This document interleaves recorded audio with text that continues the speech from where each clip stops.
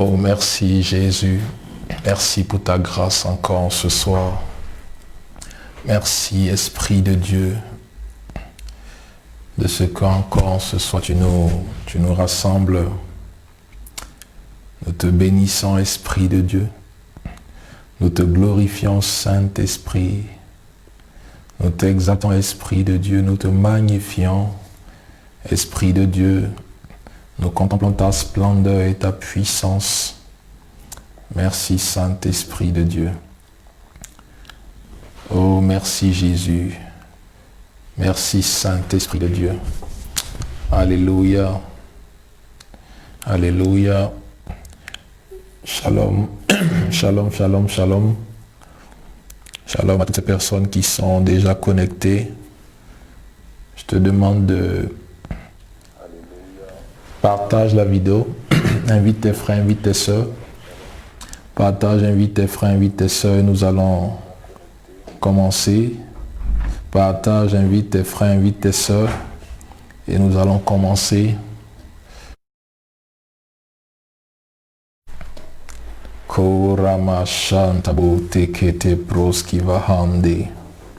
Alléluia. Shalom. Shalom Emma Jolie. Shalom Marudou. Aléro. Shalom Tania Maïssa. Shalom Julie Sambou. Shalom Sarah Sagesse. Shalom, shalom Nathalie. Partage, invite tes frères, invite tes soeurs. Et nous allons commencer tout de suite. Seigneur, nous t'invitons à prendre le contrôle de toutes choses. Esprit de Dieu, nous t'invitons encore ce soir. Nous prions, Esprit de Dieu, que tu viennes te glorifier encore. Que tu viennes te magnifier, Saint-Esprit de Dieu. Nous t'appelons, nous t'appelons, nous t'appelons. Nous t'appelons, Esprit de Dieu, nous t'appelons, nous t'appelons, nous t'appelons. Saint-Esprit de Dieu, nous t'appelons. Esprit de Dieu, nous te glorifions. Nous t'appelons, nous te glorifions, nous t'appelons. Invite tes frères, invite tes soeurs. Invite tes frères, invite tes soeurs, invite tes frères, invite tes soeurs. Bonsoir les gras. Loamba, bonsoir Pisco Demen Mendes. Libro Sotorobo Shende Hedevedigo Shahadi. Kebroko Zori Paroti Frakida Anta Praskavahadi. Oh, merci Saint-Esprit de Dieu. Merci Esprit de Dieu. Merci Saint-Esprit de Dieu. Merci Saint-Esprit de Dieu.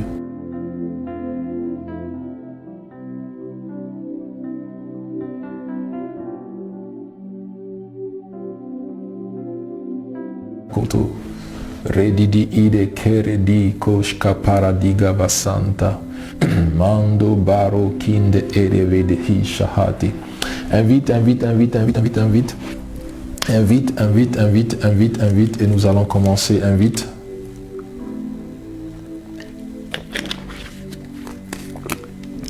Bonsoir Sanga Henriette. Bonsoir Sanga Henriette. Bonsoir Fernanda. Bonsoir Maman Virginie.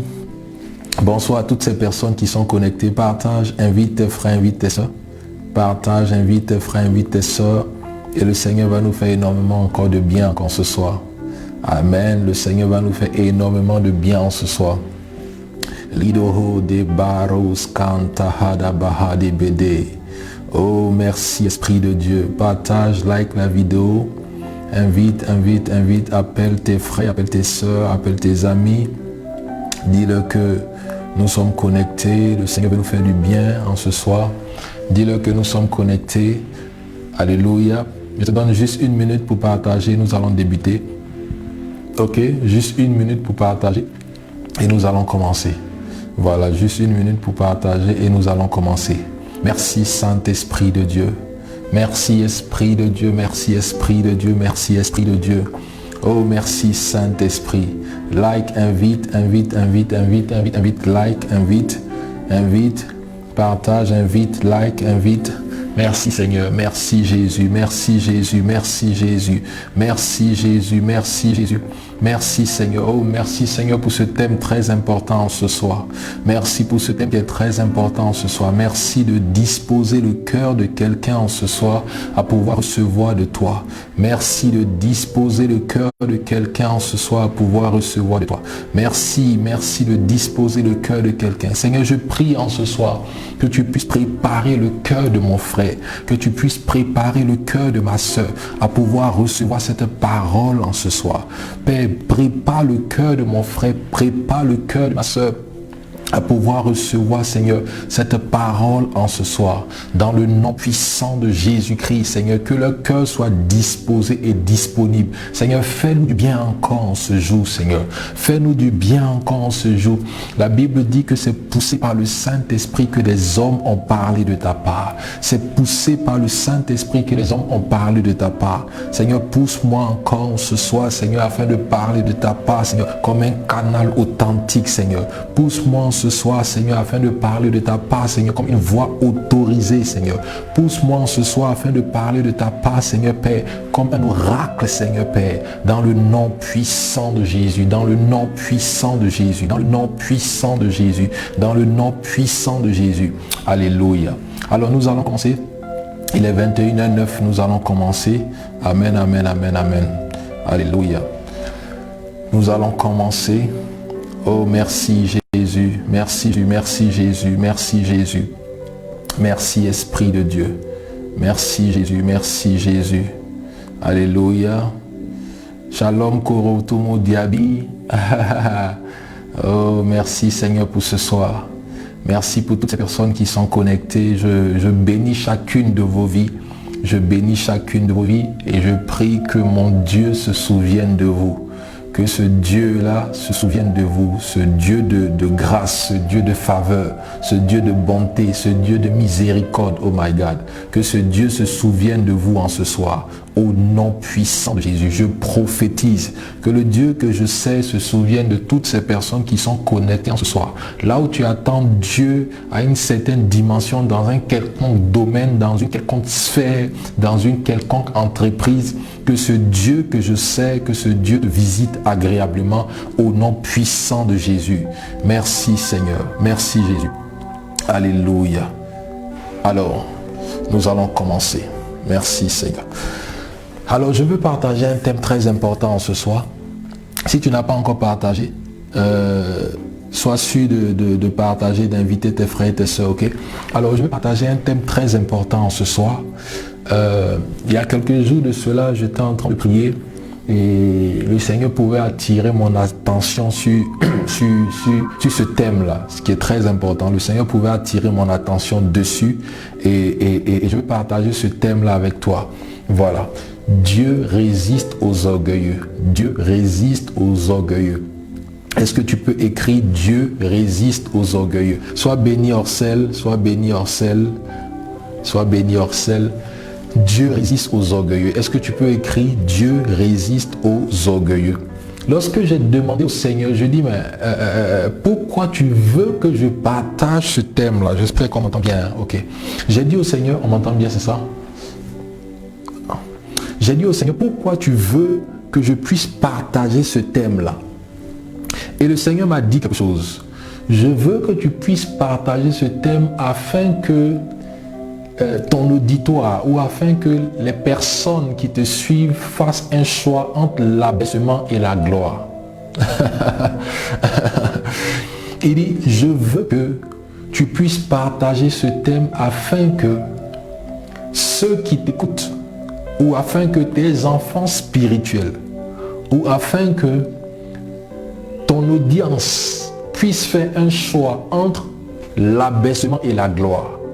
Donc le Seigneur permet que tu puisses entendre ce thème-là afin de faire un choix entre l'abaissement et la gloire. Et lorsque nous prenons Proverbe 29, verset 23, la Bible dit « L'orgueil d'un homme l'abaisse, mais celui qui est humble d'esprit obtient la gloire. » Celui qui est humble d'esprit obtient la gloire. Si vous remarquez bien, le thème que Dieu m'a donné pour cette année, c'est tous ces cris gloire. Tout s'écrit gloire, tout s'écrit gloire. Ça, c'est le thème que Dieu m'a donné pour cette année. Tout s'écrit gloire. Et en cette année, il faut que tous les aspects de ta vie puissent s'écrier gloire. Mais il y a une chose qui peut s'opposer à la gloire, c'est l'orgueil.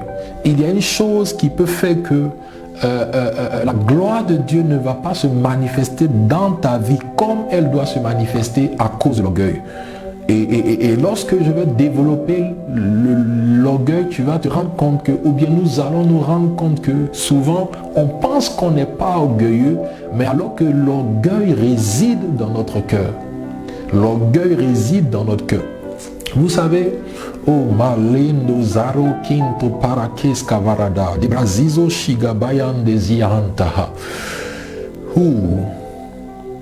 Le Seigneur m'a dit quelque chose. Il m'a dit, toutes les fois où tu avances avec moi, toutes les fois où tu avances avec moi, il faut que tu pries, il faut que tu me pries pour que je puisse te montrer un arbre qui est à ton image. Suis-moi très bien, suis-moi très bien, nous sommes en train de partir quelque part. Le Seigneur m'a dit quelque chose, il m'a dit toutes les fois où tu vas avancer avec moi, toutes les fois où tu vas avancer dans la vie chrétienne, toutes les fois où tu vas monter dans les dimensions spirituelles, il faut que tu me pries pour que je t'ouvre les yeux afin que tu voies un arbre qui est à ton image.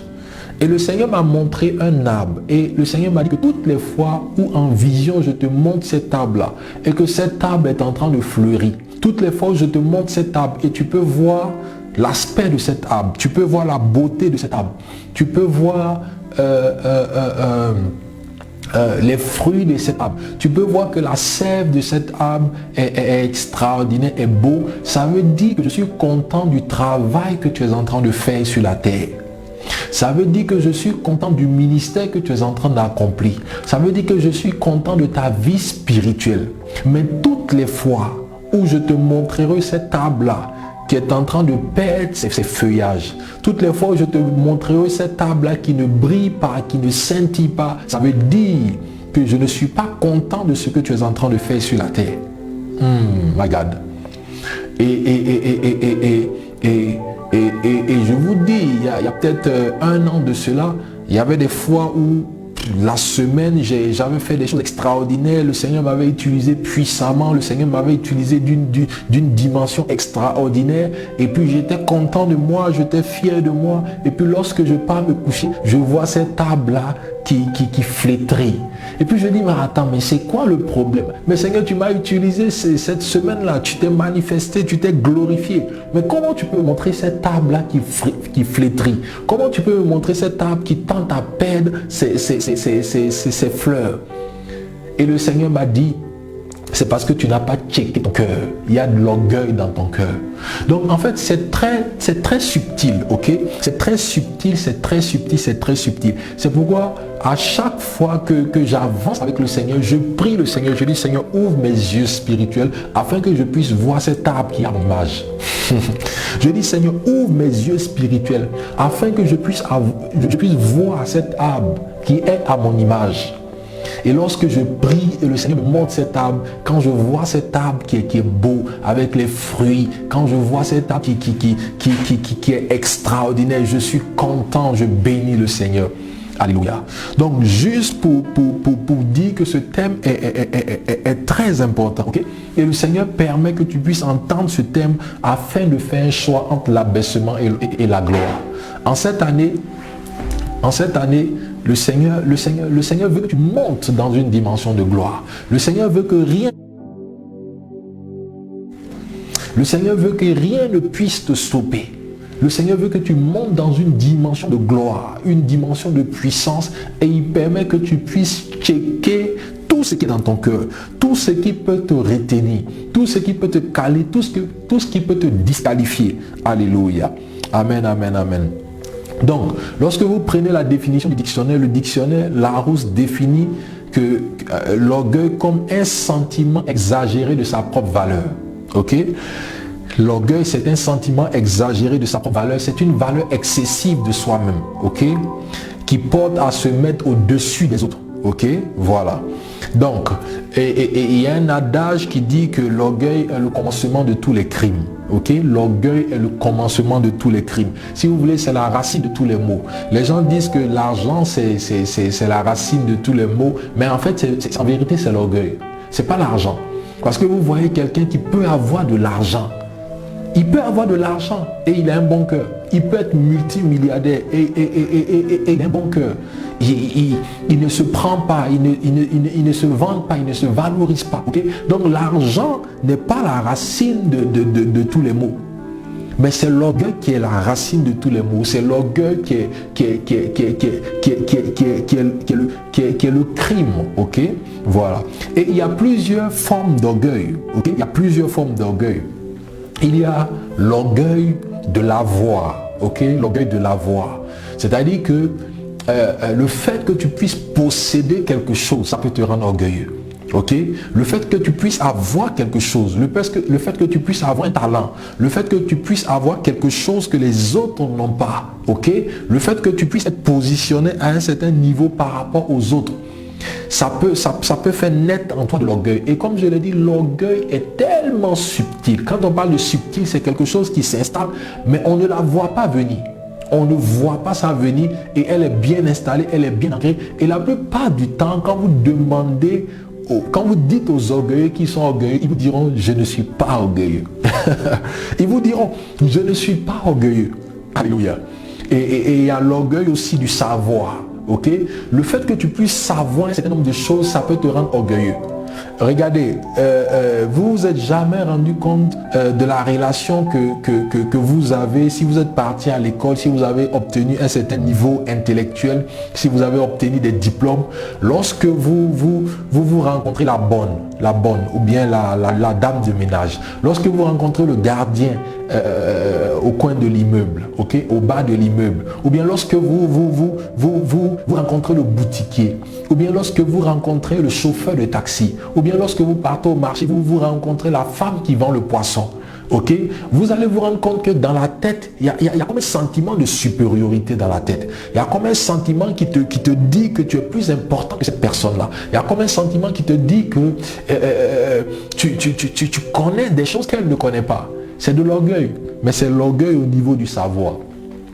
Il y a l'orgueil au niveau du pouvoir. Il y a l'orgueil aussi au niveau de l'être, c'est-à-dire ce que nous sommes. Donc, il y a des degrés d'orgueil, ok? Et il y a aussi la fausse humilité. Vous voyez des gens à l'église qui n'ont rien. Ok, qui n'ont rien, vous les voyez, vous allez penser que c'est les plus humbles.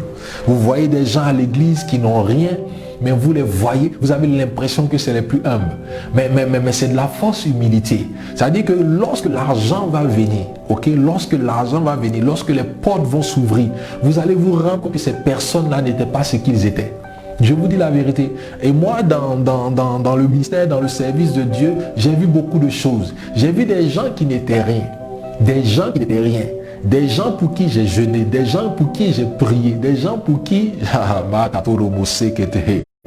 des gens pour qui j'ai passé des nuits de veille afin que Dieu fasse quelque chose dans leur vie, des gens même qui n'avaient même pas de repère, qui n'avaient même pas de définition, des gens qui ne savaient même pas comment prier pendant 30 minutes.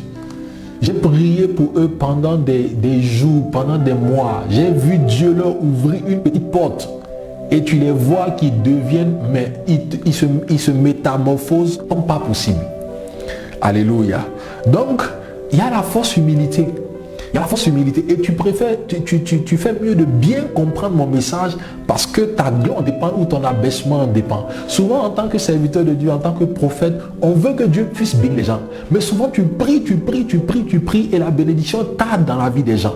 Et toi-même, tu te poses des questions, tu te dis, mais Seigneur, mais j'ai prié pour une telle personne, les portes se sont ouvertes. J'ai prié pour telle personne, les portes se sont ouvertes. Mais telle fille, ou tel enfant, ou telle personne, mais je prie, mais qu'est-ce qui se passe? Seigneur, bénis cette personne. Et Dieu ne le fait pas.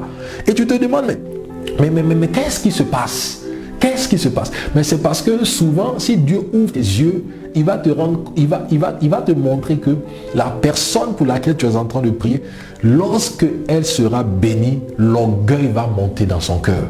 Lorsqu'elle sera bénie, elle va manifester l'ingratitude.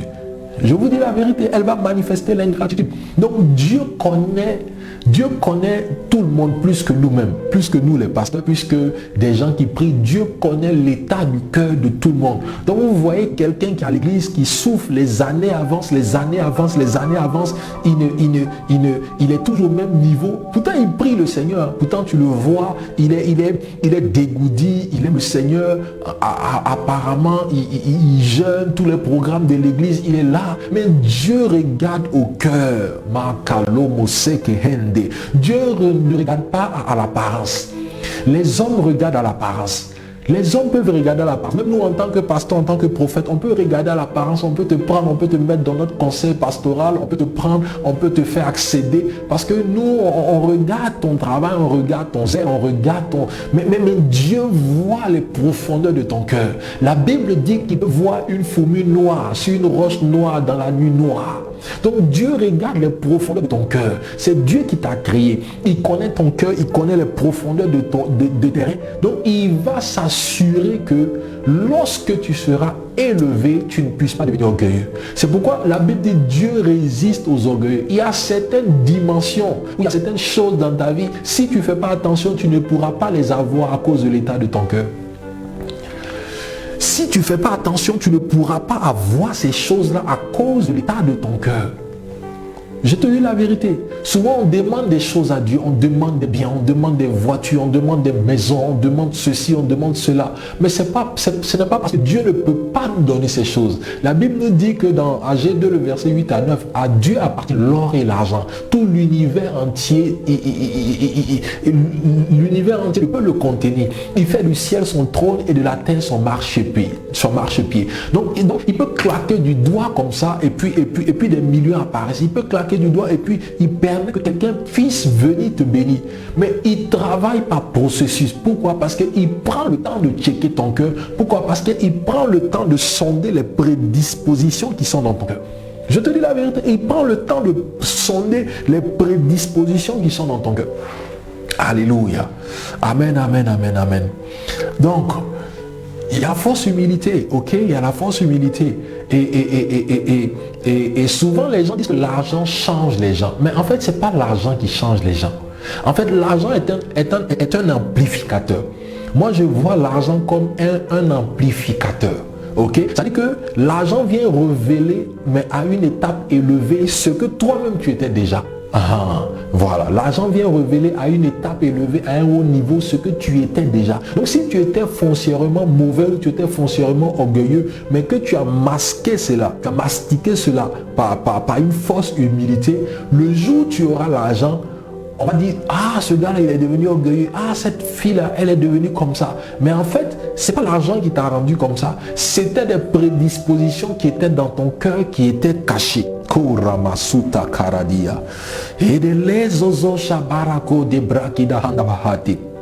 Et vous savez, lorsque Dieu voit un orgueilleux, il se rappelle de Satan. Lorsque Dieu voit un orgueilleux, il se rappelle de Satan, je vous dis la vérité. Parce que Satan a été le premier orgueilleux. Donc lorsque Dieu voit un orgueilleux, il se rappelle de Satan. Et je vous dis quelque chose, lorsque la Bible dit que Dieu résiste aux orgueilleux, c'est fort, hein? Le mot résister, c'est fort.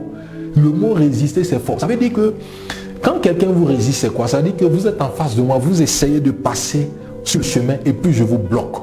Vous allez de ce côté, vous essayez de passer et puis je vous bloque. Je vous dis la vérité, si vous checkez dans les dimensions spirituelles, il y a plein de personnes à qui Dieu résiste. Pourtant, ces personnes pensent que c'est les liens de famille. Pourtant, ces personnes pensent que c'est la sorcellerie. Pourtant, ces personnes pensent que c'est des démons qui les résistent. Mais si vous ouvrez les yeux spirituels, vous allez vous rendre compte qu'il y a un ange de Dieu qui résiste à ces personnes. Je vous dis la vérité. Écoutez, lorsque Adam et Ève avaient péché, la Bible déclare qu'ils ont été chassés du jardin. Ils ont été chassés du jardin d'Éden, ok? Et puis, Dieu a envoyé 2 chérubins. La Bible dit 2 chérubins protecteurs pour garder l'arbre de la connaissance du bien, pour garder l'arbre de la vie éternelle, pour qu'ils ne puissent pas accéder encore à l'Éden. Donc Dieu a envoyé des chérubins pour protéger le chemin, ok? Certainement, l'homme voulait partir, peut-être manger l'arbre après avoir fini de manger l'arbre de la connaissance du bien et du mal. Certainement que l'homme et sa femme Adam et Ève voulaient partir manger l'arbre de la vie éternelle. Et la Bible dit que Dieu envoie deux chérubins protecteurs pour protéger l'arbre de la vie éternelle. Pour ne pas qu'ils puissent manger l'arbre de la vie éternelle, pour vivre éternellement. Donc il y a des choses que Dieu même va te résister. Ce n'est pas le diable qui va te résister. Ce n'est pas des démons qui vont te résister. Ce n'est pas des liens de famille qui vont te résister. Mais Dieu même va te résister. Je te dis la vérité. Et lorsque Dieu te résiste, je te dis, même un prophète oint authentique ne peut pas se mettre au milieu de ça. Un prophète oint authentique, lorsqu'un démon te résiste, il peut se mettre au milieu. Lorsque une autorité spirituelle, un franc-maçon ou bien un lien de famille ou bien une sorcellerie te résiste, il peut se mettre au milieu. Mais lorsque Dieu te résiste, le prophète se met à l'écart. En fait, il ne peut même pas apparaître. Parce que la Bible dit que si tu tombes entre les mains des hommes, tu peux t'échapper. Si tu tombes entre les mains de la police, tu peux être délivré. Si tu tombes entre les mains de la gendarmerie, tu peux être délivré. Même si tu tombes entre les mains du FBI ou de la CIA, tu peux t'échapper. Mais si tu tombes entre les mains de Dieu, qui est-ce qui te délivrera? Qui est-ce qui te délivrera? Je vous dis la vérité, qui est-ce qui te délivrera? Alléluia. Donc il faut checker ton cœur. Ton cœur est très important. Je te dis la vérité, ton cœur est très important. Il y a certaines choses que tu ne vas pas avoir à cause de l'état de ton cœur. Parce qu'il y a de l'orgueil dans ton cœur. Je te dis la vérité. Et quand je priais, je demandais à Dieu, mais Seigneur, pourquoi tu veux que je partage ce message? Il m'a dit, n'est-ce pas moi qui t'ai dit que cette année, je te donne comme thème pour ton ministère, pour tout ce que tu vas faire en cette année, par rapport au Facebook, par rapport à l'audience que tu as sur Internet. Le thème que je t'ai donné, c'est tout s'écrit gloire. Mais il y a des personnes qui risquent de ne pas voir la gloire de Dieu parce que ces personnes sont orgueilleuses. Et le Seigneur dit, je permets que tu puisses partager ce message pour qu'il puisse choisir entre l'abaissement et la gloire. Entre l'abaissement et la gloire, comme on l'a lu dans Proverbe 29, verset 23, la Bible dit, l'orgueil d'un homme l'abaisse, mais celui qui est humble d'esprit obtient la gloire. Donc en cette année, si tu veux recevoir la gloire de Dieu, tu dois apprendre à ôter l'orgueil de ton cœur. Et comme je le disais, Satan a été le premier orgueilleux. Donc lorsque tu manifestes de l'orgueil, Dieu se rappelle de Satan. Écoute, tu peux dire que tu n'es pas orgueilleux, mais il faut que tu pries pour que Dieu te révèle l'état de ton cœur. Il faut que tu pries pour que Dieu te révèle l'état de ton cœur. Il y avait des fois où je voyais des personnes qui venaient vers moi et j'étais en train de prier, je disais, Seigneur, avec qui je vais travailler? Pour le ministère que tu me donnes, avec qui je vais travailler? Je veux travailler avec cette personne, je veux travailler avec cette personne. Et quand je vois cette personne d'apparence qui est humble, qui est docile comme un bébé, qui est extraordinaire, mais dans les dimensions spirituelles, je pouvais voir une personne qui marchait comme ça. Dans les dimensions spirituelles, je pouvais voir une personne qui marchait comme ça. Et puis, j'arrivais jamais à comprendre cette vision. Je disais, mais Seigneur, qu'est-ce que ça veut dire? Est-ce que c'est un ange de cette personne qui est derrière elle, qui marche comme ça? Alors que le Seigneur était en train de me montrer l'état du cœur de cette personne. Mais je n'avais pas compris. Jusqu'au jour où j'ai finalement compris. Alléluia. Donc, Ésaïe, et nous allons prendre Ésaïe 14, verset 12. Nous allons lire Ésaïe 14, verset 12. Je vais prendre la Bible et on va lire Ésaïe 14, verset 12. De brosco paradiga bahande. Oh maradidi shaladia. Ésaïe 14 verset 12 à 15. Ok. La Bible dit, te voilà tombé du ciel, astre brillant, fils de l'aurore, tu es abattu à terre, toi le vainqueur des nations. Au verset 13, tu disais en ton cœur, je monterai au ciel, j'élèverai mon trône au-dessus des étoiles de Dieu. Je m'assiérai sur la montagne de l'assemblée à l'extrémité du septentrion. Je monterai sur le sommet des nues. Je serai semblable au très haut. Au verset 15, même tu as été précipité dans le séjour des morts, dans la profondeur de la fosse. Alléluia, je m'arrête là. Donc ça c'est l'image, ça parle de Satan, ok? La Bible dit, il disait que je monterai au ciel. Je monterai sur le sommet des nues, je serai semblable au très haut. Donc Dieu a checké son cœur et Dieu a vu la malice qui est dans son cœur. Dieu a vu l'orgueil qui est dans son cœur et Dieu l'a précipité. Dieu l'a précipité. Donc lorsque Dieu voit un orgueilleux sur la terre, Dieu se rappelle du diable. Alléluia, Dieu se rappelle du diable. Dieu déteste l'orgueil. Dans Proverbe 16, verset 18, la Bible dit, l'arrogance précède la ruine et l'orgueil précède la chute. En fait, quand un homme doit tomber, ou bien quand Dieu, écoute-moi très bien, ça c'est fort, quand Dieu veut faire tomber un homme, il doit trouver un motif ou un alibi. Quand Dieu veut faire tomber un homme, il doit trouver un motif ou un alibi. Souvent, Dieu décide de faire tomber quelqu'un. Il doit trouver un motif ou un alibi. Et il va permettre, my God, il va permettre que certaines délices arrivent à ces personnes-là. Et vous allez vous rendre compte que ces personnes-là vont plus checker leur cœur et ces personnes-là vont commencer à s'arringuer. Ces personnes-là vont commencer à se prendre pour Dieu. Et c'est là où Dieu vient et Dieu frappe. Alléluia. Dans Luc 18, verset 14, la Bible dit, quiconque s'élève sera abaissé. Quiconque s'élève sera abaissé et celui qui s'abaisse sera élevé. Alléluia. Amen, amen, amen. Et dans Proverbe 6, verset 16, c'est fort. Dans Proverbe 6, verset 16, la Bible dit, il y a 6 choses que l'Éternel est. Ok? Et c'est le verbe haïr. Il y a 6 choses que l'Éternel est. Et même 7 qu'il a en horreur. Verset 17, les yeux hautains, les yeux hautains, les yeux hautains, les yeux hautains. Donc, lorsque tu es orgueilleux, Dieu est cela. Il déteste cela. Ok? Amen. Il déteste cela. Maintenant, comment reconnaître l'orgueil? Comment reconnaître l'orgueil? Comment reconnaître l'orgueil? Il est très difficile de reconnaître l'orgueil pour plusieurs raisons. Parce qu'une personne orgueilleuse a du mal à reconnaître qu'elle est orgueilleuse. Il est très difficile de reconnaître l'orgueil parce que les gens ont l'habitude de dire c'est un vilain défaut. Ok? C'est un vilain défaut.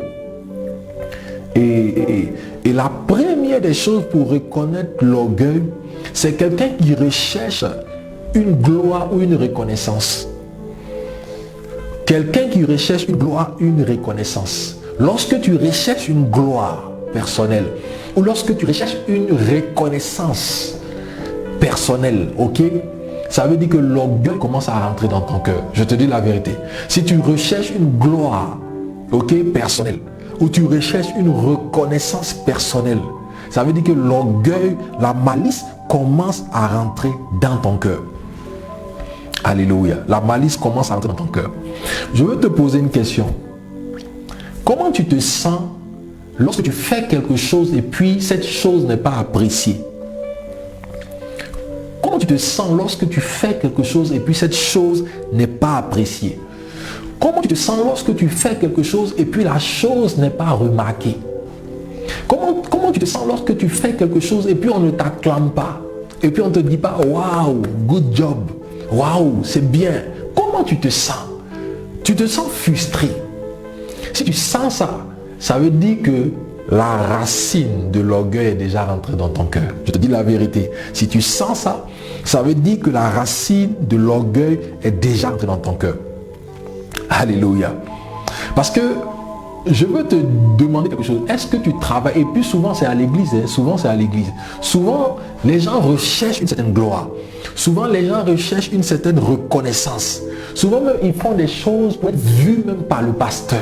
Souvent ils font des choses pour être remarqués par l'homme de Dieu. Pour que l'homme de Dieu puisse les remarquer. Pour que l'homme de Dieu puisse leur dire, ah, toi tu sers le Seigneur, toi tu travailles ceci, toi tu fais cela. Alléluia. Donc lorsque tu travailles dans la maison de Dieu et que tu le fais pour être vu des hommes, tu es déjà dans l'orgueil. Lorsque tu travailles dans la maison de Dieu et que tes motivations ne sont pas bonnes, tu recherches l'acclamation des hommes, tu recherches une certaine gloire, tu recherches une certaine reconnaissance, tu es déjà séduit. Je te dis la vérité. Alléluia. Dans Psaume 139, verset 23, la Bible dit, c'est David qui dit, David dit, sonde-moi, ô mon Dieu, et connais mon cœur. Éprouve-moi et connais mes pensées. Je veux que tu puisses faire cette prière avec toi, tu puisses faire cette prière personnellement, comme David. Selon le psaume 139, verset 23, dis à Dieu, sonde-moi. Peut-être que tu penses te connaître, mais dis à Dieu, sonde-moi. C'est pourquoi les temps de retraite personnelle sont importants. Il y a des chrétiens qui ne prennent jamais de temps de retraite personnelle. Il y a des chrétiens qui ne se retirent jamais seuls avec Dieu. Il faut qu'un chrétien puisse avoir un jour de consécration dans la semaine. Un jour où cette semaine-là tu jeûnes. Un jour où tu pars au pied de Dieu. Un jour où tu t'enfermes. Un jour où tu pries, où tu demandes à Dieu s'il est content de toi. Un jour où tu demandes à Dieu, Seigneur, qu'est-ce que je dois améliorer dans ma vie chrétienne? Est-ce que je dois avancer comme ça ou est-ce que je dois avancer comme ça? Ou est-ce que tu es content de ce que je fais? Il y a des personnes même qui sont chrétiennes, qui sont chrétiens depuis des années, depuis 5 ans. Vous n'avez jamais demandé à Dieu s'il est content de vous. Vous n'avez jamais demandé à Dieu s'il est content de vous. Vous n'avez jamais pris un temps de retraite personnelle, un jour de consécration pour venir au pied de Dieu. Non pas pour exposer tes sujets de prière personnelle, mais pour venir au pied de Dieu pour demander à Dieu, Seigneur, voici, je marche avec toi depuis des années. Est-ce que tu es satisfait de ma marche? Qu'est-ce que je dois régler? Seigneur, est-ce que dans mon cœur là, est-ce qu'il y a encore de la malice? Est-ce que je dois améliorer telle chose? Est-ce que je dois me concentrer sur telle chose? Les gens ne le font plus. Les gens ne le font plus. Les gens ne le font plus. Tu dois dire à Dieu, Seigneur, sonde-moi. C'est toi qui me connais. C'est toi qui m'as créé. C'est toi qui me connais. Sonde-moi. Et connais mon cœur. Et pour moi, et connais mes pensées. Tu dois faire cette prière à Dieu. Alléluia. Comment tu te sens lorsque quelqu'un ne te reconnaît pas pour ce que tu es? Comment tu te sens lorsque quelqu'un ne te reconnaît pas pour ce que tu es? Toutes les fois où tu essaies de prouver qui tu es, toutes les fois où tu essaies de prouver qui tu es, il y a une malice de l'orgueil dans ton cœur. Toutes les fois où tu essaies de prouver qui tu es, il y a une malice de l'orgueil dans ton cœur. Tu n'as pas besoin de prouver qui tu es. Tes actions prouvent qui tu es. Ta manière de faire, ta manière de vivre prouve qui tu es. Tu n'as pas besoin de démontrer la puissance de Dieu pour prouver que Dieu t'utilise. Non. Non. Alléluia. Il y a d'autres même qui disent, tu sais qui je suis. Comme dans le pays où je viens là, il y a une année là où c'était l'expression, tu sais qui je suis. Je suis le fils de temps. Je suis la fille de temps. Mon père est temps. Ma mère est temps. Hein? Je connais telle personne dans le gouvernement. Fais attention à moi, tu sais qui je suis. C'est de l'orgueil. C'est de l'orgueil. Alléluia, c'est de l'orgueil. Il y a des gens aussi qui aiment se faire voir. Ok, il y a des gens qui aiment se faire voir. Il y a des gens qui veulent paraître. Il y a des gens qui veulent paraître. Il y a des gens qui aiment se faire voir. Il y a des gens qui cherchent des sièges, qui cherchent des positions, juste pour qu'on puisse les voir. C'est Dieu qui donne la position. C'est Dieu qui donne l'élévation. C'est Dieu qui donne la position. Toute position que tu vas vouloir rechercher, les hommes vont te mettre cette position, mais tu ne pourras pas garder cette position. Tu vas dégringoler comme un château de cartes et tu vas te retrouver en bas. Je te dis la vérité. Mais si Dieu décide de te positionner, il va affermir ton trône. La Bible dit que la justice et l'équité sont la base du trône de Dieu. Donc c'est ce qui fait que le trône de Dieu est solide. Ok? Donc si Dieu décide de t'élever à cette position, que les hommes veulent ou pas, il va affermir cette position, tu seras en haut. Mais si tu te lèves par ta propre force, ou si tu te lèves par la force des gens, je te dis la vérité, tu vas y arriver, mais ta chute sera extraordinaire. Ta chute sera extraordinaire. Alléluia. Amen, amen. Une fois, le Seigneur m'a posé une question. Le Seigneur m'a dit quelque chose. Il m'a dit, Michael, si tu marches dans la rue et qu'un fou te gifle, un fou, vous connaissez les fous, ou une folle te gifle, quelle sera ta réaction? C'est-à-dire tu marches comme ça et puis tu entends quelqu'un qui vient comme ça, qui vient en face de toi et puis, boum, une paire de gifles, boum. Et puis tous les gens te regardent. Quelle sera ta réaction? Certains d'entre nous, ils vont même aller gifler le fou. Oubliant même que le fou n'a pas une faculté intellectuelle, oubliant que le fou est fou. Mais juste parce que tu dois prouver qui tu es, juste parce que tu dois prouver qui tu es, juste parce que tu dois prouver que toi on ne te fait pas ça, juste parce que tu dois prouver que toi tu dois montrer que on ne te dit pas ça. Donc tu vas faire des choses pour prouver. C'est pourquoi Jésus, à une certaine dimension, il a dit, si on te gifle sur la joue droite, tends aussi la joue gauche. Donc vous voyez, c'est pourquoi quand je parlais de la soirée du jugement, je disais qu'il y a des expressions que Jésus a utilisées, mais les gens ne comprennent pas ça. Les gens ne comprennent pas ça. Les expressions que Jésus a utilisées, les gens ne comprennent pas ça. Donc les gens disent, ok, si je marche dans la rue et puis mon ennemi me gifle ici, ok, ça veut dire que je dois tendre aussi la joue, il n'a qu'à me gifler ici. Non, c'est pas ce que ça veut dire. C'est pas ce que ça veut dire. C'est pas ce que ça veut dire. Alléluia. Amen, amen, amen, amen. La deuxième des choses, comment reconnaître l'orgueil? La deuxième des choses, c'est que quand quelqu'un est orgueilleux, tout doit tourner autour de lui. Lorsque quelqu'un est orgueilleux, tout doit tourner autour de lui. Tout doit tourner, et moi j'ajoute, tout doit tourner autour de sa petite personne. Ça dit que c'est quelqu'un qui ne pense pas aux autres. C'est quelqu'un qui pense qu'à lui seulement, qui pense qu'à lui seulement, qui pense qu'à lui seulement. Je vous dis la vérité, c'est quelqu'un qui ne pense pas aux autres. C'est quelqu'un qui pense qu'à lui seulement. Alléluia. Donc c'est un amour de soi qui est enflé. C'est un amour de soi qui est infecté. C'est un amour de soi qui est immodéré et qui est déréglé. C'est un amour de soi qui est immodéré et qui est déréglé. Tout doit tourner autour de toi. Tout ce qu'on fait là, ça doit se résumer à toi. C'est ça l'orgueilleux. Tout doit tourner autour de sa petite personne. Lorsque la personne est contente, tout le monde doit être content. Lorsque la personne n'est pas contente, tout le monde doit être content. On a connu, bon, moi c'était pas mon cas, mais j'ai connu des gens qui m'ont raconté ça, qui appelaient le papa chien méchant. Donc lorsque le papa se réveille et qu'il est content, toute la maison est dans l'ambiance. Lorsque le papa se réveille et que, comme on le dit à Abidjan, il s'est réveillé du pied gauche, ça veut dire qu'il a vu le noir à ce jour, il ne va pas le provoquer. Donc il y a des gens comme ça. Il y a des gens que lorsqu'ils sont contents, il y a des gens qui ont des états d'humeur. Lorsqu'ils sont contents, tout le monde doit être content. Lorsqu'elles ne sont pas contentes, tout le monde ne doit pas être content. Donc tu contamines les gens avec ta mauvaise humeur. Ça dit que tout doit tourner autour de ta personne. Mais quand est-ce que tu t'intéresses aux intérêts des autres? Quand est-ce que tu penses à l'intérêt des autres? Il y a des gens qui disent, non, vous ne faites pas ceci pour moi. Tu ne fais pas ceci pour moi, tu ne fais pas ceci pour moi. Il y a des gens qui demandent de l'amour. Moi, j'ai connu des enfants comme ça. J'ai connu des enfants comme ça. Tout ce que tu fais pour eux, tout ce que tu fais pour eux là, ils ne le voient pas. Tout ce que tu fais pour eux, ils ne le voient pas. J'ai connu des enfants pour lesquels j'ai prié, des enfants pour lesquels j'ai jeûné, des enfants pour lesquels je les ai soutenus dans les épreuves, dans les moments difficiles, dans les moments où ils passaient, comment on appelle, par le tunnel, par la vallée, des moments sombres, des moments où je sais, par la grâce de Dieu, que si je n'avais pas été suscité dans leur vie en tant qu'un père ou en tant qu'un prophète dans leur vie, je savais que ces personnes allaient sombrer. Je vous dis la vérité.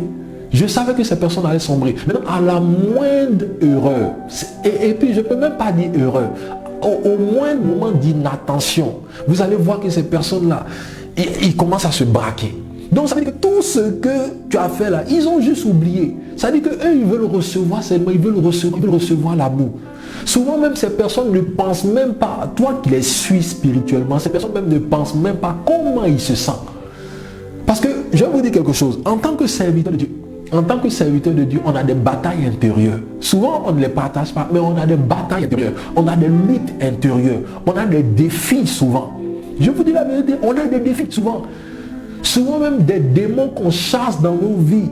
Ces démons-là viennent nous poursuivre, viennent nous attaquer. Mais à cause de ce que la grâce et l'onction de Dieu est là, on arrive quand même à s'en sortir. Mais tu vas avoir des gens qui demandent de l'amour, qui demandent de l'amour, de l'attention, de l'amour. En fait, tu fais tout pour essayer de leur donner l'amour. Tu fais tout pour essayer le peu de temps que tu as, de passer avec eux. Mais ces personnes-là ne le voient pas. Ça dit que ces personnes, c'est donne-moi, donne-moi, donne-moi, donne-moi, donne-moi, donne-moi, donne-moi. Alléluia. Amen, amen. Donc tout doit tourner autour de leur personne. Ça, c'est des gens qui sont orgueilleux. Alléluia. Donc, c'est des gens qui vivent dans le monde. C'est des gens qui vivent dans le monde. Et il n'y a que eux ceux qui comptent. Ok? Il n'y a que eux ceux qui comptent. Alléluia. Amen, amen, amen. Il y a des gens aussi, ok? Il y a des gens aussi. Comment savoir que tout tourne autour d'eux? Quand vous êtes en groupe et qu'il y a des pensées qui sont partagées, ok? Ou il y a des idées qui sont partagées, eux, ils veulent qu'on retienne leur idée. Quand on ne prend pas leur idée, ça leur fait mal. Quand on ne prend pas leur idée, ça leur fait mal. Vous savez, avec le travail de Dieu que j'ai fait depuis des années, parce que je sais Dieu à plein temps depuis 2008, 2007, 2008, je sais Dieu à plein temps. Quand je dis à plein temps, mais c'est vraiment à plein temps. Depuis 2008, je suis pasteur. Ça, c'est une grâce que Dieu m'a fait en étant très jeune. Donc, depuis 2008 jusqu'à 2018, ça fait 10 ans. 2018, 2021, ça fait 3 ans. Donc, 8, 9, 10, ça fait 11 ans. Ok? 11 ans que je sais Dieu. Ou 12 ans que je sais Dieu. J'ai vu beaucoup de choses. Ok? J'ai vu beaucoup de choses. Souvent, vous êtes en groupe. Ok? Souvent, vous êtes en groupe. Vous partagez un point, un projet que vous devez faire. Et puis vous allez voir des idées qui vont émerger. Ah, moi je veux qu'on fasse ça. Ah, moi je veux qu'on fasse ça. Ah, moi je veux qu'on fasse ça. Ah, moi je veux qu'on fasse ça. Et puis, souvent même, en tant que serviteur de Dieu, le Seigneur est en train de te dire, regarde, l'idée que la personne a donnée, ce n'est pas parce que c'est la meilleure. Ce n'est pas parce que l'idée là est la meilleure. Mais la sagesse voudrait que vous puissiez faire ça. Chemin faisant, il va permettre qu'on puisse rectifier le tir. Ok? Donc souvent, l'humilité te fait accepter les idées des autres. Pas parce que c'est vraiment les meilleurs, mais l'humilité te fait accepter les idées des autres. Mais il y a des personnes, tant qu'on n'a pas pris leur idée, ou tant que ce n'est pas leur idée qui prime là, ça ne va pas passer. Il y a des gens comme ça. C'est l'orgueil. Ça veut dire que c'est un peu comme Achitophel. La Bible déclare que Achitophel était le conseiller de David. Ok? Et lorsqu'il a laissé David et puis s'est retrouvé avec le fils de David qui a fait le coup d'état contre son père, j'ai oublié son nom. Mais lorsqu'il s'est retrouvé avec cette personne-là, il a donné une suggestion d'idée et cette suggestion-là n'a pas été prise en compte. Et lorsque la suggestion n'a pas été prise en compte, parce que la Bible déclare qu'en ce temps-là, le conseil d'Achitophel était comme le conseil de Dieu. C'est-à-dire qu'on aurait dit que c'est Dieu qui a parlé. Quand il donne un conseil, tellement il était rempli de sagesse. Lorsqu'il donne un conseil, tu n'as pas besoin de consulter Dieu. C'est-à-dire que c'est son conseil avec la même autorité, la même voix que Dieu. Tu n'avais même pas besoin de consulter Dieu. Donc lorsqu'il a donné ce conseil au fils de David, et que ce fils de David n'a pas écouté ce conseil, il a dit cette fois-ci, Achitophel, je sais que tu es sage, tu donnes des puissants conseils, mais cette fois-ci, on va écouter le conseil de l'autre. La Bible déclare que Achitophel est parti se pendre, il est parti se tuer.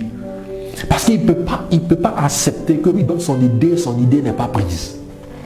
Alléluia. Donc il y a des gens comme ça. Alléluia. Là, il y a des gens, avec les autres, ce n'est pas bon. Mais avec eux, c'est bon. Il y a des gens comme ça.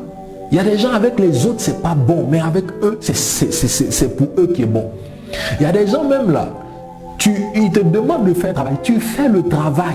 Ils vont revenir, ils vont checker, ils vont tourner, ils vont se dire, ah, est-ce que c'est bien fait? Parce que dans la tête de la personne, si c'est pas elle qui a fait là, si c'est pas elle qui a fait, c'est pas bon. Si c'est pas elle qui a fait, c'est pas bon.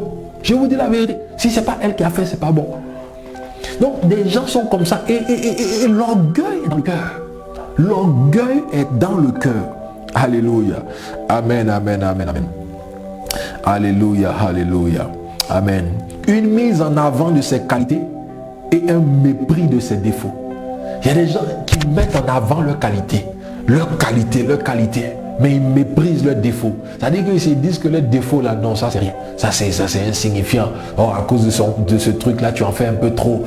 Mais ils méprisent méprisent leurs défauts, mais ils mettent en avant leurs qualités. C'est-à-dire ils multiplient leurs qualités par plus exponentielle. Mais quand on arrive à leurs défauts, ils minimisent leurs défauts. Ils disent non, ça c'est rien. Oh non, mais ça, comment tu n'as pas pu considérer ça? Comment tu n'as pas pu tolérer ça? Cette petite chose que j'ai fait là, hein? Mais en ce qui concerne leur qualité, non, tu ne peux pas. Alléluia. Amen, amen, amen. Donc, la jalousie, c'est l'orgueil qui n'arrive pas à supporter quelque chose que l'autre a. C'est ça aussi. Ok, la jalousie, c'est l'orgueil qui n'arrive pas à supporter quelque chose que l'autre a. Donc, l'envie, c'est l'orgueil ne pouvant prendre son gain des avantages d'autrui. Ok, donc la jalousie, c'est une forme d'orgueil. L'envie, c'est une forme d'orgueil. La jalousie, c'est l'orgueil qui n'arrive pas à supporter que l'autre a ça et puis toi tu n'as pas. C'est ça la jalousie. Tu ne peux pas accepter que l'autre a ça et toi tu n'as pas. Ok. Et l'envie, c'est une forme d'orgueil, mais c'est l'orgueil ne pouvant prendre son gain des avantages des autres. Alléluia. Le troisième point, comment reconnaître l'orgueil? Le troisième point, un sentiment de supériorité. Un sentiment de supériorité. Un sentiment de supériorité. Alors, quand je parle d'un sentiment de supériorité, je ne suis pas en train de dire qu'en tant qu'enfant de Dieu, nous devons être inférieurs. Non. En tant qu'enfant de Dieu, nous sommes une race, un sacerdoce royal. Nous sommes une nation sainte. En tant qu'enfant de Dieu, nous avons l'ADN de Dieu. Nous devons connaître notre identité. Nous devons connaître qui nous sommes. Nous devons connaître la puissance de Dieu qui est en nous. Nous devons connaître l'autorité et la gloire de Dieu qui est en nous. Nous devons connaître notre autorité devant le démon. Ok? Donc, je ne suis pas en train de parler de nous devons nous minimiser ou nous devons être inférieurs dans nos pensées. Non, ce n'est pas de ça que je parle. Ok?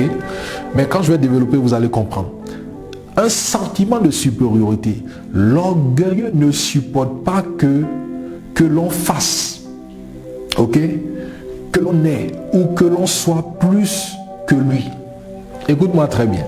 J'ai écrit ici dans mes notes, l'orgueilleux ne supporte pas que l'on fasse plus que lui. Ok? L'orgueilleux ne supporte pas que l'on fasse plus que lui. L'orgueilleux ne supporte pas que l'on soit plus que lui. Ok? Donc il veut toujours être numéro un. L'orgueilleux veut être toujours numéro un. Il veut toujours numéro un. Il veut être toujours plus grand. Et Jésus a dit, quand il a vu ses disciples qui étaient en train de se discuter entre eux, ils se discutaient, les fils les Jacques et son frère, il disait, Seigneur, lorsque tu vas revenir, nous on veut être assis sur le trône, nous on veut être ceci, nous on veut être cela. Dieu a dit, n'ayez pas Jésus a dit, n'ayez pas ces sentiments entre vous. Et même la mère de Jacques a dit, ah, je t'en supplie, il faut me promettre que lorsque tu vas revenir dans ta gloire là, mes deux enfants là seront assis sur ton trône. L'un à ta gauche, l'autre à ta droite. Jésus dit, c'est quoi ça? Qu'est-ce que vous êtes en train de demander? Donc, et Jésus l'a dit, ce n'est pas ça qui doit être votre priorité. Ce n'est pas ça qui doit être votre priorité. Votre priorité, c'est que vous devez travailler à l'œuvre de Dieu. Celui qui se fera petit sera élevé, mais celui qui se fera grand sera abaissé. Alléluia. Donc l'orgueilleux pense être le plus grand de tous parce qu'il souffre d'un complexe de supériorité. L'orgueilleux pense qu'il est le plus grand de tous, mais en vérité, il a une maladie. Je ne sais pas si je dois dire une maladie psychique mais il a un problème dans la tête. Il souffre d'un complexe de supériorité. L'orgueilleux adore les compliments. Lorsque tu ne lui fais pas un compliment, il est choqué. L'orgueilleux adore les flatteries, il adore les éloges. Lorsque tu parles de lui, il est content. Lorsque tu l'acclames, il est content. Lorsque tu parles de lui, il est content. Lorsque tu lui fais des compliments, il est content. Lorsque tu le flattes, il est content. Lorsque tu lui fais des éloges, lorsque tu l'acclames, il est content. L'orgueilleux aime se vanter. Il est fanfaron, ok? Il est fanfaron. Il aime montrer ce qu'il a. Il aime montrer ce qu'il fait. Il aime montrer ce qu'il est, ok? Et lorsque l'orgueilleux parle, il parle toujours en termes de je. Il parle toujours en termes de moi. Moi, je. Moi, je. Vous savez, le moi est haïssable et le je est périssable. Alléluia. C'est pourquoi souvent à des dimensions même dans la Bible, lorsque l'apôtre Paul parlait de lui, il dit, j'ai connu un homme, si ce n'est dans son corps, je ne sais, si ce n'est en dehors de son corps, je ne sais, mais qui a été ravi au troisième ciel. Pourtant, Paul parlait de lui. Il parlait de lui. Mais il dit, j'ai connu un homme. Comme s'il est en train de faire référence à quelqu'un qu'il a connu alors qu'il parlait de lui. Alléluia. Amen, amen, amen. Alléluia. Donc il y a des gens qui se croient meilleurs, qui se croient supérieurs, qui se croient les plus justes. Il y a d'autres même qui se croient les plus saintes. C'est des gens qui se croient les plus holy, les plus saintes. Donc ce qui fait que même ils regardent les autres comme des pécheurs. Ils regardent les autres comme vous avez péché. Vous sentez l'odeur des païens. Il y a des gens qui se croient supérieurs. Oh my God, oh my God. Il y a des gens qui se croient les plus pieux. Les plus pieux, les plus religieux. Il y a des gens, si moi j'étais là, j'allais faire mieux que toi. Si j'étais à cette position, j'allais faire mieux que toi. Et souvent, oh my God, oh my God, oh my God. Souvent, il y a des gens, l'orgueilleux, en fait, il pense que s'il est assis à ta place, il fera mieux que toi. Je te dis la vérité. S'il est assis à ta place, il fera mieux que toi. Vous savez, à Abidjan, lorsqu'on était dans le ministère, on faisait l'œuvre de Dieu. Il y avait des enfants qui montaient à côté de nous, des choses comme ça. Et je me rappelle particulièrement de un. Lui, il voulait toujours être devant. Il voulait toujours prêcher. Il voulait toujours faire ceci. Il voulait toujours faire cela. Et je lui ai dit, écoute. Le jour où on va te demander de prêcher la première fois, tu vas envoyer une bombe. Le jour où on va te demander de prêcher pour la deuxième fois, tu vas exploser les cieux. Le jour où on va te demander de prêcher pour la troisième fois, tu vas faire descendre le ciel sur la terre. Le jour où on va te demander de prêcher pour la quatrième fois, tu risques même de fendre la terre parce que tu es rempli, il n'y a pas de problème. Ok. Mais quand on va te demander de venir encore pour la cinquième fois, tu vas te rendre compte que tu n'as plus de message. Tu vas te rendre compte que tu n'as plus quelque chose à dire. Je te dis la vérité, parce que la prédication, c'est un style de vie. La prédication, c'est un style de vie. Le ministère, c'est un style de vie. Le ministère, ce n'est pas le m'as-tu vu. Le ministère, ce n'est pas venir paraître. Non. Il y a des messages là. On peut prendre ces messages et puis amuser la galerie. Il y a des messages que tu peux prêcher et puis toute une église en ébullition. Toute une église est mouvementée. Ok? Mais ce n'est pas ça qui bâtit l'église. Ce n'est pas ça qui bâtit l'église. Ce n'est pas ça. Je vous dis la vérité. Écoutez, ce que nous on fait sur Internet, ok, ce que nous on fait sur Internet là, par semaine, je prépare 3 messages. Je prépare 3 messages par semaine. Ok, c'est une fréquence extraordinaire. Et puis, tu me diras, à chaque fois que j'apparais sur les réseaux sociaux, je te bénis, n'est-ce pas? Je te bénis à chaque fois que j'apparais sur les réseaux sociaux. Ok, donc, tu comprends que c'est ma nature, tu comprends que c'est mon style de vie, tu comprends que c'est des choses qui vivent en moi, tu comprends que c'est une parole qui est en moi. Ce n'est pas quelque chose que j'essaie de colmater pour venir non, en fait, je vis, c'est ma vie. Ok, je ne suis pas en train d'exister, je suis en train de vivre, je suis en train de produire ce que Dieu a mis en moi. Ok, maintenant tu vas avoir quelqu'un qui va regarder ça, qui va dire, ah non, moi je peux faire ça, c'est facile. Viens prêcher.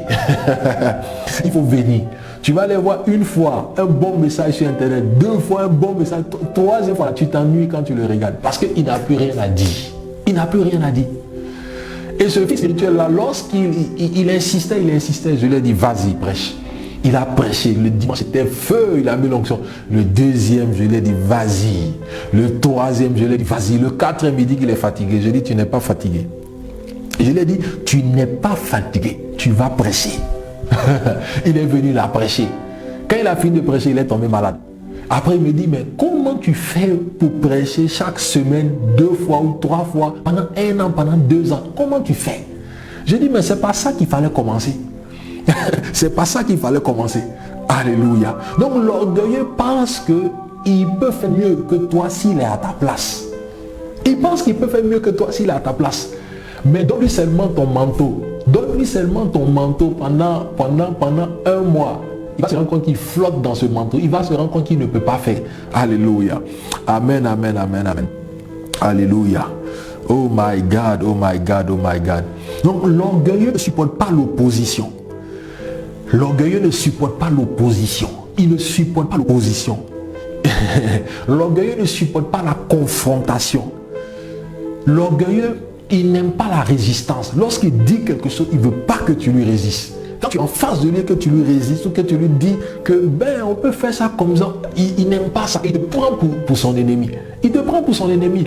C'est pourquoi la Bible dit que lorsque tu essaies de donner des conseils à un sage, c'est comme si tu es en train de battre de l'aile ou bien tu es en train de frapper dans le vent. Il dit, la Bible dit, lorsque tu essaies de donner des conseils à un sage, en fait, il va même te prendre pour son ennemi. Il ne comprend pas que ce que tu es en train de lui dire là, c'est bon pour son avancement.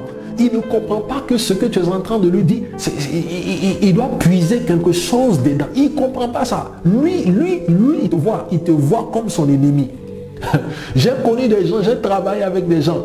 Tu es auprès d'eux, tu leur donnes des conseils. Il n'écoute pas ces conseils. Ça veut dire que lui, c'est ce qui est dans sa tête là, c'est ce qu'il veut faire. Et après, il te prend pour son ennemi. Donc, ce qui fait que tu arrives à un niveau où tu préfères te taire. Tu arrives à un niveau où, parce que tu ne veux pas te faire des ennemis en vain. Donc, tu préfères te taire. Et puis, vous partez, vous cognez le mur, ok? Et puis après, on se rend compte de cela. Donc, c'est comme ça que l'orgueil est. L'orgueil ne supporte pas l'opposition. Il ne supporte pas la confrontation. Il ne supporte pas la résistance. Donc, c'est souvent un dictateur. C'est souvent un dictateur. Alléluia. Et l'orgueilleux, tu es ami avec lui que lorsque tu épouses ses idées. Lorsque tu n'épouses pas ses idées, il devient ton ennemi. Alléluia. Donc, il est important de distinguer la supériorité que Dieu veut nous donner de la supériorité que nous voulons nous donner sur les autres. Très important. Il est important de distinguer la supériorité que Dieu veut nous donner de la supériorité que nous les hommes, nous voulons nous donner sur les autres. Ah, Librakoski, Handegedi Akatara Masaya. 1 Samuel 15, verset 17. 1 Samuel 15, verset 17. Samuel dit à Saül. Ok. C'est Saül, non? Oui, Saül. Samuel dit à Saül. Lorsque tu étais petit à tes yeux, n'es-tu pas devenu le chef des tribus d'Israël? Et l'Éternel ne t'a-t-il pas oint pour être roi sur Israël? Samuel lui dit, lorsque tu étais petit à tes yeux, lorsque tu pensais que tu ne pouvais jamais accéder au trône, lorsque tu pensais que tu n'étais rien, lorsque tu pensais que tu étais insignifiant, moi Samuel, je suis venu te oindre de la part de l'Éternel. Je suis venu te dire que tu seras roi. Et Samuel lui dit, lorsque tu étais petit à tes yeux, est-ce que tu n'es pas devenu le chef des tribus d'Israël? Et l'Éternel ne t'a-t-il pas oint pour que tu sois roi sur Israël? Et le Seigneur dit, vois-toi.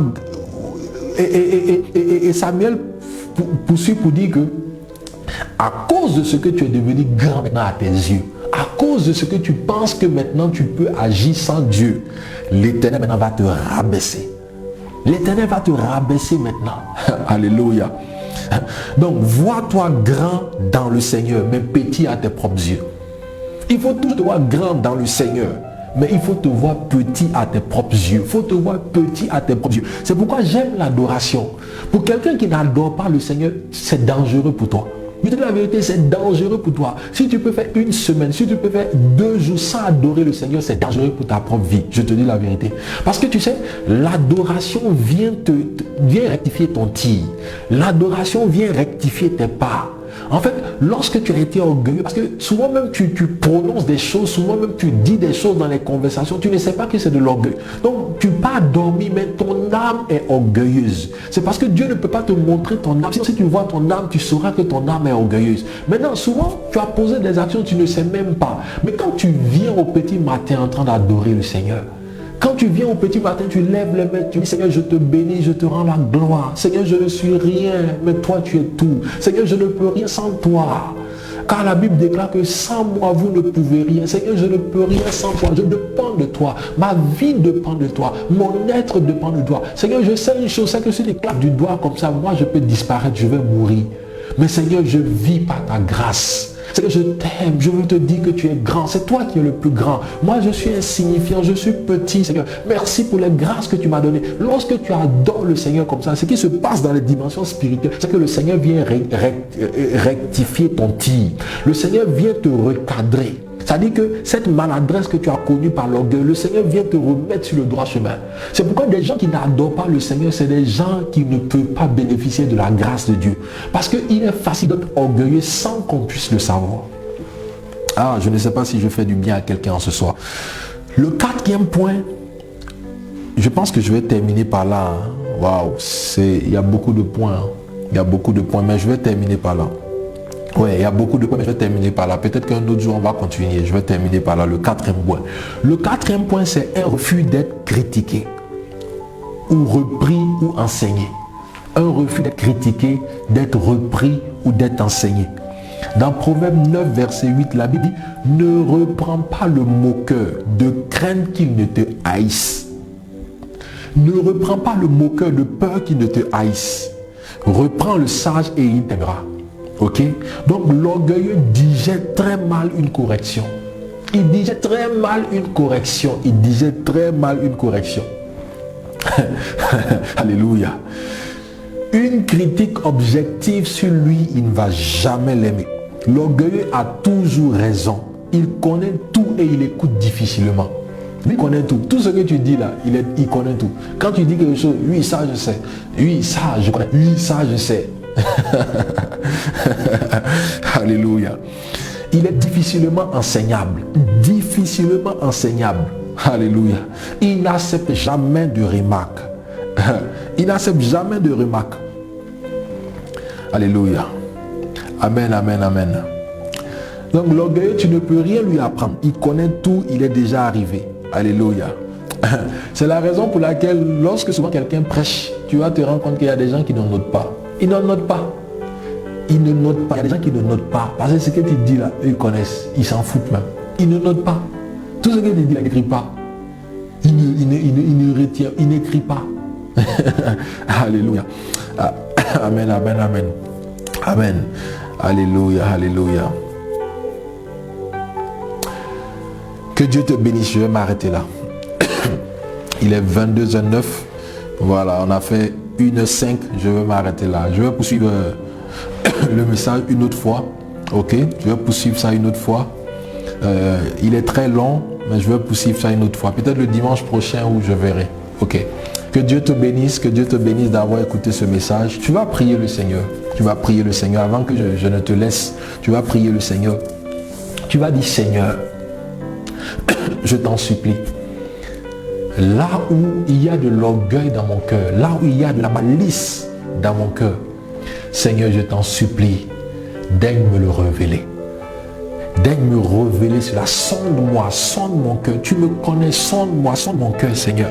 Montre-moi la malice de mon cœur. Montre-moi la ruse de mon cœur. Montre-moi l'orgueil qui est caché dans mon cœur, Seigneur. Montre-le-moi. Prie le Seigneur. Seigneur, en ce soir, je veux te bénir, je veux te dire merci. Merci, Seigneur, pour ce message que tu as permis, Seigneur. Merci, Seigneur Père, pour ce message, Seigneur, que tu as permis que je puisse partager, Seigneur Père, avec cette audience, cet auditoire, Seigneur. Merci, Seigneur Père, pour toutes ces personnes qui sont connectées. Merci pour toutes ces personnes qui ont compris ce message, Seigneur Père. Seigneur, merci de nous révéler, Seigneur Père, la malice de notre cœur. Merci de nous révéler les motivations de notre cœur. Merci de nous révéler, Seigneur Père de gloire, les ruses cachées qui sont dans notre cœur. Merci de nous révéler toutes ces choses au nom de Jésus. Seigneur, merci de les révéler. Seigneur, même cette nuit, lorsque nous allons dormir, Seigneur, s'il y a des points, Seigneur Père, sur lesquels nous sommes orgueilleux, Seigneur, je prie que cette nuit, tu viennes nous les révéler au nom de Jésus. Tu vas prier, tu vas demander pardon à Dieu. Tu vas demander pardon à Dieu.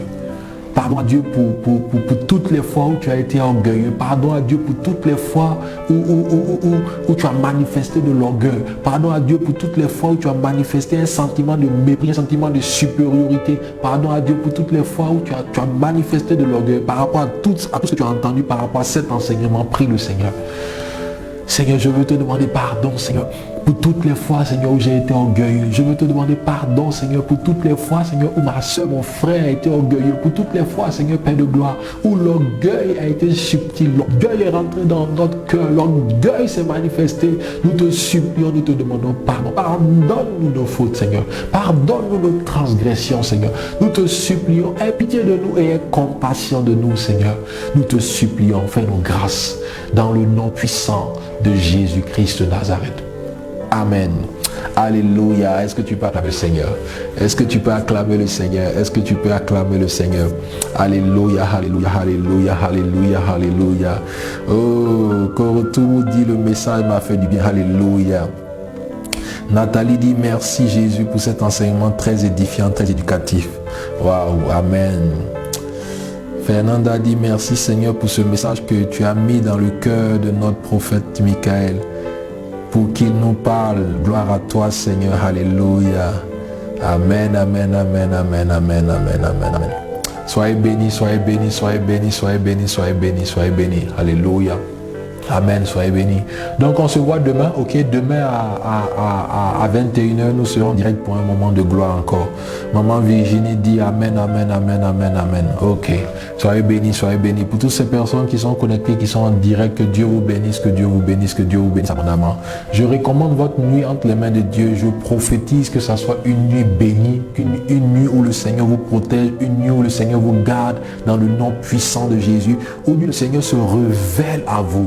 Une nuit où le Seigneur vient vous révéler ses projets pour vos vies dans le nom de Jésus. Une nuit où le Seigneur vous donne des orientations dans le nom puissant de Jésus. Une nuit où le Seigneur écarte la main de l'ennemi loin de vous. Une nuit où le Seigneur détruit toute force et toute opposition qui se lève contre votre vie au nom puissant de Jésus-Christ. Je bénis votre nuit et cette semaine qui commence aujourd'hui, je déclare que c'est une semaine bénie, une semaine de promotion, une semaine de gloire, une semaine de puissance, une semaine d'honneur, une semaine où le Seigneur va vous emmener dans des dimensions supérieures, une semaine où le Seigneur vous ouvre des portes insoupçonnées, une semaine où le Seigneur vous bénit, où il bénit vos mains, il bénit vos entreprises, il bénit vos projets, il bénit tout ce que vous faites. Je déclare que c'est une semaine de gloire au nom puissant de Jésus-Christ. Soyez bénis et nous nous voyons demain à 21h. Je vous dis shalom.